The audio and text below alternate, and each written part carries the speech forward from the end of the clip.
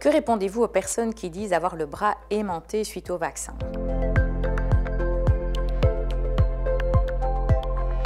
Donc effectivement, c'est une nouvelle tendance qui est très présente sur les réseaux sociaux avec de nombreuses vidéos.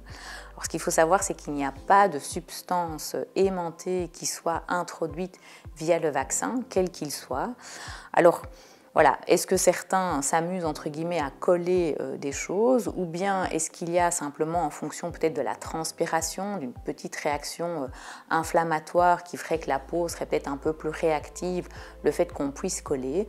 Maintenant, un simple rappel, on a toutes et tous enfants joué avec le fait de se coller une pièce sur le front. Était-ce pour autant que notre front était aimanté? Non.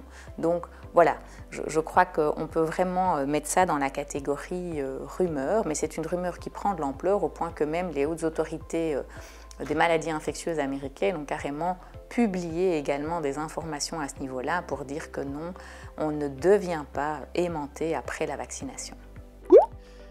Comment le consentement libre et éclairé de la population peut-il être rencontré dans un contexte de surmédiatisation et de recours à des techniques de nudging par le gouvernement? Alors d'abord, un point très clair, il n'y a pas de nudging pour la vaccination. Le nudging, c'est vraiment encourager des comportements unanimement acceptés, du genre comment faire diminuer la consommation d'alcool, comment augmenter l'exercice physique dans la population. Pour pouvoir faire du nudging, il faut avoir ce consensus. Ici, on n'est pas du tout dans cette perspective. Alors en termes de surmédiatisation, c'est vrai qu'une surmédiatisation n'est jamais favorable à la réflexion si c'est toujours dans un seul sens. Par exemple, toujours des autorités gouvernementales vers la population. Il faut que l'information puisse circuler aussi, que les gens aient le temps de réfléchir, de prendre cette information, d'en discuter avec les autres, de réécouter d'autres séances d'information. Et donc un processus vraiment circulaire doit pouvoir se mettre en place. Je ne me sens pas invincible, mais j'ai l'impression que mon système immunitaire est plutôt compétent. Dans quelle mesure ce vaccin-ci serait-il plus nécessaire que les autres? Ce vaccin-ci est nécessaire pour l'instant et est proposé pour l'instant parce que nous sommes en situation de pandémie causée par un virus qui est le SARS-CoV-2, qui circule pour l'instant, ne circulait pas il y a quelques mois ou années, et j'espère ne circulera plus dans quelques années.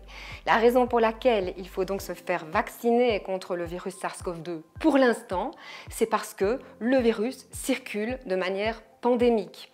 Et si on a un excellent système immunitaire, eh bien on fera de très bonnes réponses immunitaires en réponse à la vaccination, ce qui est l'objectif recherché des vaccins, puisqu'une bonne réponse immunitaire permet de se protéger contre ce virus qui circule pour l'instant. En tant qu'étudiant en pharmacie, est-ce que je pourrais aider activement la campagne de vaccination? Alors très certainement, je crois que comme tous les citoyens, vous pouvez vous porter volontaire pour contribuer à la campagne de vaccination. Mais il y a quelque chose de particulier ici.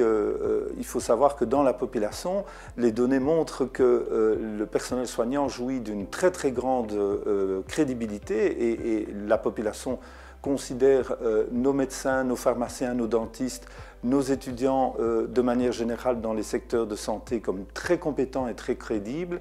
Et donc là, vous avez particulièrement à l'égard des jeunes et des étudiants, en tant qu'étudiants en pharmacie, une place peut-être toute particulière et un rôle tout à fait important à jouer en faveur de la vaccination.